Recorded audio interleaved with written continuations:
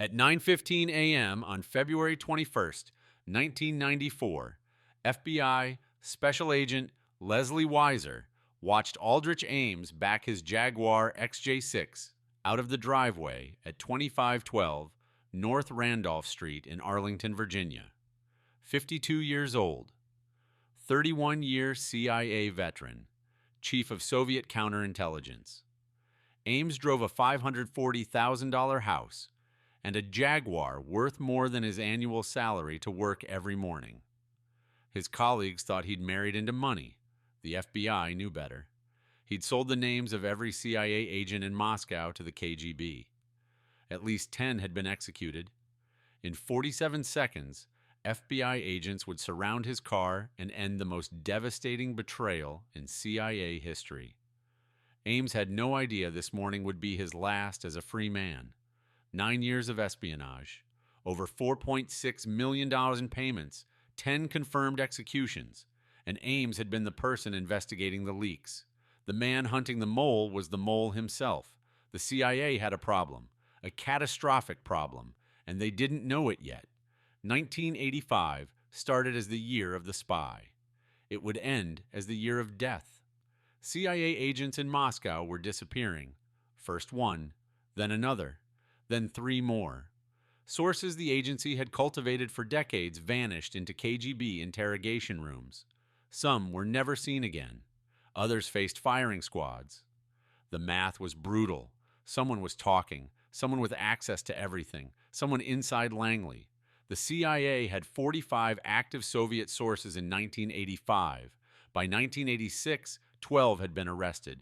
By 1987, at least 10 had been executed. Moscow station was bleeding, every operation blown, every agent compromised, every handler recalled. The pattern was impossible to miss, except the CIA missed it for 8 years, because the person investigating the disaster was causing it. Aldrich Ames sat in meetings about the Moscow catastrophe, took notes, asked questions, suggested theories, all while knowing exactly what had happened. He'd walked into the Soviet embassy and sold them. April 16, 1985, 4:30 p.m. Soviet Embassy on 16th Street, Washington, D.C. Aldrich Ames walked through the front door carrying a paper bag. 43 years old, 21 years with the CIA, going through an expensive divorce, deeply in debt, terrified. Inside the bag, a note addressed to the KGB resident. The note contained the names of 3 Soviets who had approached the CIA offering intelligence. Ames knew these were KGB-controlled double agents. Valueless information, but it established his access, his credibility, his willingness to betray. At the bottom of the note, he wrote his request: $50,000 cash. He left the bag with the reception desk officer, asked for Sergei Chuvakin by name, a Soviet diplomat, arms control specialist, the man Ames was officially meeting. The cover story: Chuvakin thought they were discussing U.S.-Soviet relations. The CIA thought Ames was assessing Chuvakin as a potential recruit. Neither knew Ames had just committed treason. The money problem started in Mexico City, 1981 to 1983. Ames was stationed there as a CIA case officer, targeting Soviet intelligence. His first marriage was failing. His wife stayed in New York. He stayed in Mexico, drinking, having affairs, meeting Maria del Rosario Casas Dupuy, a Colombian diplomat, wealthy family, expensive tastes. Ames fell hard, proposed marriage, brought her back to Washington. His wife filed for divorce. The settlement devastated him financially. $33,000 in debts, $12,600 in alimony payments over 42 months, a new girlfriend accustomed to luxury, a CIA salary of $60,000 per year.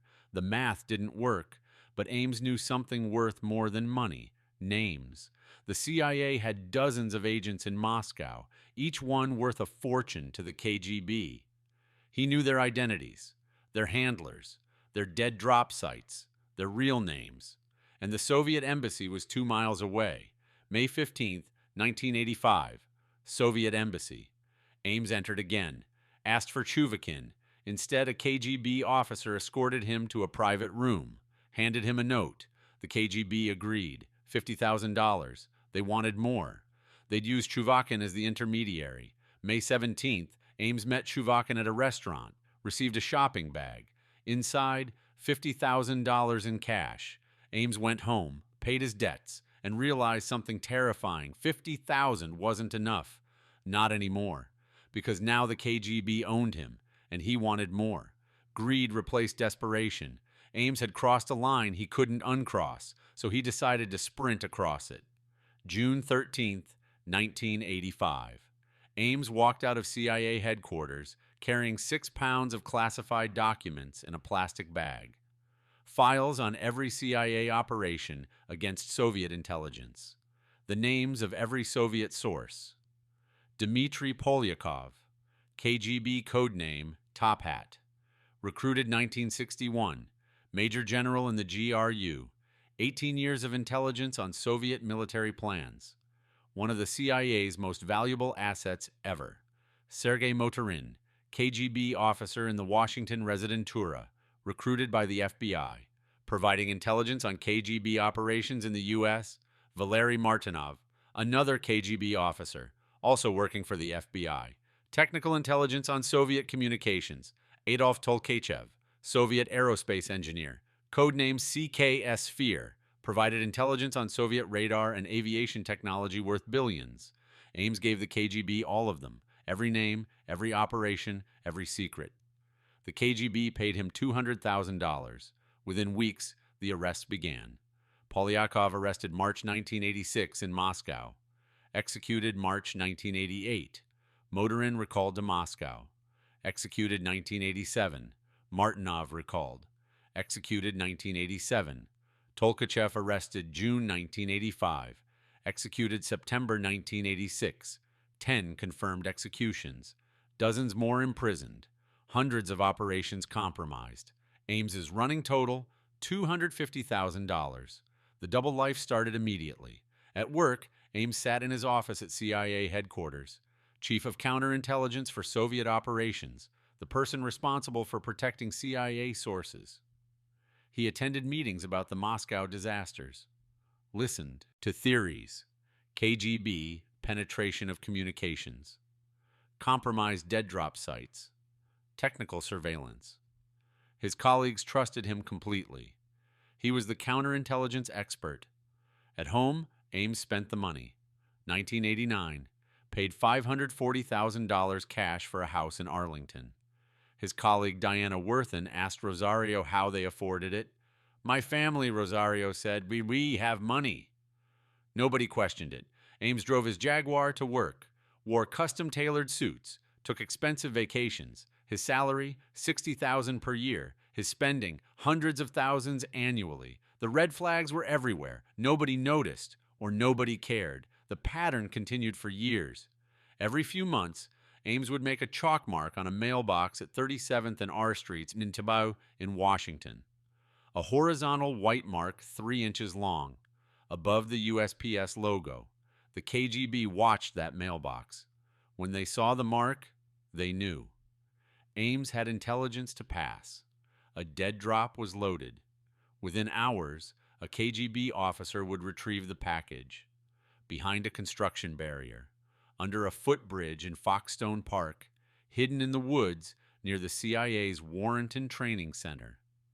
Ames used classic spy tradecraft, the same techniques he'd learned at the CIA, used against his own agency.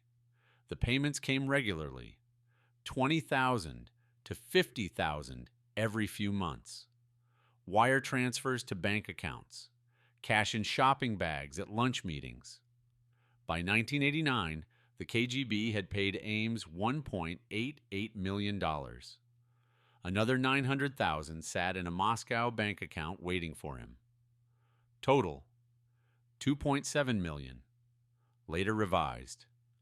$4.6 million over 9 years. The highest paid spy in American history. Ames bought everything, a BMW, multiple overseas vacations, tens of thousands on home improvements, credit card bills that exceeded his monthly salary. Still, nobody at the CIA investigated, because the person who should have noticed the red flags was Ames himself. The CIA knew something was catastrophically wrong by 1986. Too many agents lost. Too many operations blown. Too fast. Too complete. A mole hunt team formed, called it Ann Lace. 5 CIA officers tasked with finding the leak. They investigated everyone with access to the compromised operations. 40 suspects, then 20, then 10. The investigation stalled. The KGB had fed the CIA false leads, disinformation campaigns, pointed suspicion at the Warrenton Training Center. The CIA investigated 90 personnel there, 1 entire year wasted. Meanwhile, Ames continued spying, attended meetings about Ann Lace, offered suggestions, kept meticulous notes, reported everything back to the KGB. 1991. The mole hunt revitalized. 2 CIA officers assigned full-time. Sandra Grimes and Jean Vertefeuille, both veterans, both specialists in Soviet operations, both determined. They started from scratch, built a matrix, every compromised operation, every person with access, the timeline, the pattern. They looked at financial records, lifestyle changes, unexplained wealth. August 1992, Sandra Grimes noticed something. Aldrich Ames made large bank deposits after every meeting with Soviet contacts. The amounts matched. The timing matched. The pattern was impossible. Ames had access to everything that was compromised. Ames had unexplained wealth. Ames had regular contact with Soviets. Ames was the mole. October 1993. FBI surveillance began. 24 hours, 7 days, multiple teams. They watched Ames's daily routine. Home to work, work to lunch, lunch to home. Normal, except for one thing. October 9th, Ames drove to Nottoway Park in Vienna, Virginia, walked to a specific footbridge, looked around, placed a white plastic bag under the bridge, left. FBI agents photographed everything. Inside the bag, classified CIA documents, maps, dead drop locations, signal sites, instructions from the KGB. They had him, but they needed more. October 13th, FBI agents followed Ames to 37th and R Streets Nord, watched him make a chalk mark on a blue mailbox, horizontal, 3 inches, above the logo, the signal. FBI photographed it, knew exactly what it meant. I have intelligence. Meet at the backup site. The KGB would see this mark, respond. The FBI now understood Ames' entire communication system. They bugged his home, his office, his car, installed tracking devices, monitored his phones, read his trash, every move documented, every conversation recorded, every signal photographed. November 1st, 1993. Ames traveled to Bogotá, Colombia, met his KGB handler, passed documents, received payment. FBI documented everything. The noose tightened. January 1994. CIA learned Ames planned to attend a conference in Moscow in March. The CIA panicked. If Ames reached Moscow, he'd never return. Defection. The FBI agreed. Time to move. February 21st, 1994. The arrest would happen that morning. February 21st, 1994. 9:15 a.m. Ames backed his Jaguar out of the driveway. Rosario stayed inside with their 5-year-old son. Ames drove normally, unaware. 3 blocks from his house, FBI vehicles appeared. Front, rear, both sides. Ames's car stopped. FBI Special Agent Leslie Weiser approached, knocked on the window. FBI, you're under arrest. Ames looked confused. You're making a big mistake. No mistake. 47 seconds from driveway to handcuffs. Agents rid him his rights at 9:16 a.m. Inside his car, classified documents. A laptop. Alias identification. At his home, FBI agents arrested Rosario, searched every room, found documents, cash, spy equipment, dead drop containers, hollow coins, secret compartments, evidence everywhere. The damage assessment took months. What had Ames compromised? Everything. Virtually every Soviet agent of the CIA and FBI. Over 100 operations blown. Technical programs revealed. Communication methods exposed. Billions in intelligence collection destroyed. Human cost. At least 10 executions confirmed. Dmitry Polyakov, executed March 1988, age 59. Valery Martinov, executed May 1987, age 37. Sergei Motorin, executed September 1987, age 43. Adolf Tolkachev, executed September 1986, age 51. Sergei Vorontsov, executed 1988. Leonid Poleshchuk, executed 1988. Vladimir Padashov, executed 1988. Vladimir Paguzov, imprisoned. Gennady Smetnin, imprisoned. Gennady Varenik, imprisoned. These weren't code names. They were fathers, husbands, sons, men who risked everything to help the West. Ames sold them for the price of a Jaguar. April 28, 1994. Federal Courthouse, Alexandria, Virginia. Ames stood before Judge Claude Hilton, pleaded guilty, conspiracy to commit espionage, tax fraud. In exchange, life in prison without parole. Rosario's sentence reduced to 63 months. Their son spared the trauma of a trial. Ames read a statement. Cold, clinical, defensive. When she learned of it through my careless mistake, that knowledge was devastating to her and to our marriage. Frightened and not thinking clearly, she did a few things to help me. No remorse, no apology, no acknowledgement of the men he'd killed. Judge Hilton sentenced him immediately. Life imprisonment, no possibility of parole, Federal Correctional Institution, Terre Haute, Indiana, later transferred to Federal Correctional Institution, Cumberland, Maryland. Ames forfeited everything. The house, the car, the bank accounts. $547,000 went to the Justice Department's Victims Assistance Fund. The rest seized. CIA Director James Woolsey resigned under pressure. The agency faced brutal congressional hearings, systemic failures exposed, security procedures revised, financial monitoring mandatory, polygraph frequency increased. The Ames case changed American intelligence forever. The ripple effects lasted decades. Moscow Station shut down for 2 years. Recruitment operations frozen.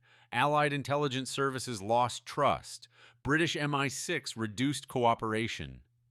German BND questioned CIA competence. The damage went beyond operations. Morale collapsed. Every CIA officer suspected everyone else. Paranoia infected Langley. Security investigations targeted hundreds. Careers destroyed by suspicion. The agency never fully recovered because Ames proved something terrifying. The biggest threat wasn't external, it was internal. Your colleague, your friend, the person investigating the leaks could be causing them. 30 years later, the lessons remain urgent. Insider threats, financial red flags, lifestyle monitoring, modern technology changed the methods. Thumb drives replaced dead drops. Encrypted messaging replaced chalk marks. Cloud storage replaced hollowed coins. But the core vulnerability persists. Humans with access plus motivation equals catastrophic loss. Edward Snowden, reality winner. Chelsea Manning, the pattern continues. Different era, same human weakness. Ames sits in federal prison. Inmate number 4087-083. Federal Correctional Institution, Cumberland, Maryland. 83 years old as of 2024. No possibility of parole. No possibility of release. He'll die there. Every day, he knows why. 10 men executed. Hundreds imprisoned. Thousands of operations destroyed. All because he wanted money. Rosario served her sentence. Released October 1999. disappeared from public life. Their son, now in his 30s, grew up knowing his father was America's most notorious traitor. Changed his name, built a life away from the shadow. The victims' families received partial justice. Some learned the truth, others never did. The Soviet Union kept its secrets even after collapsing.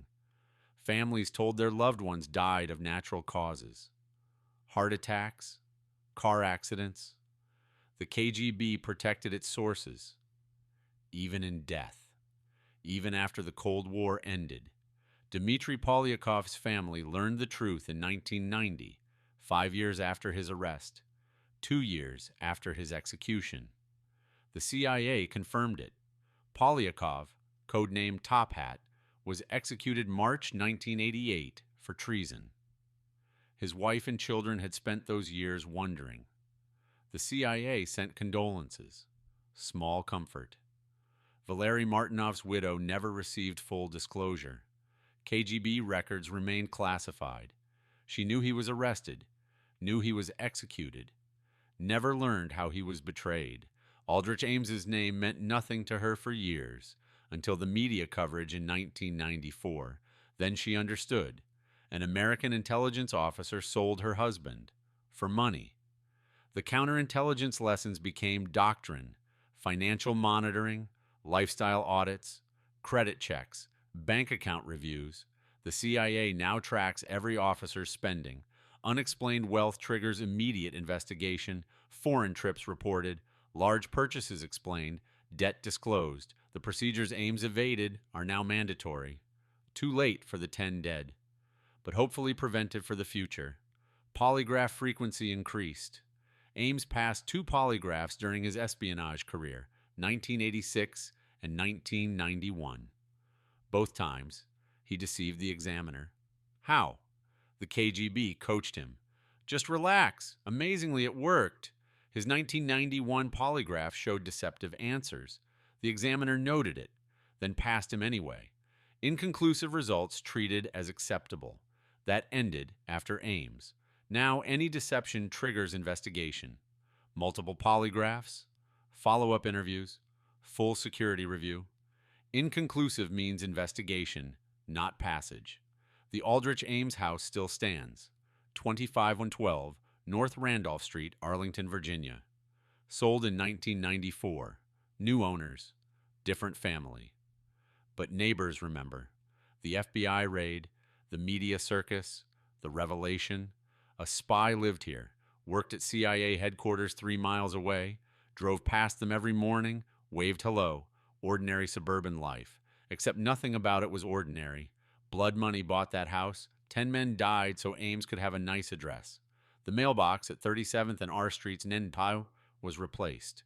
Too much attention, too many tourists. The new mailbox looks identical. Blue, USPS logo, same location.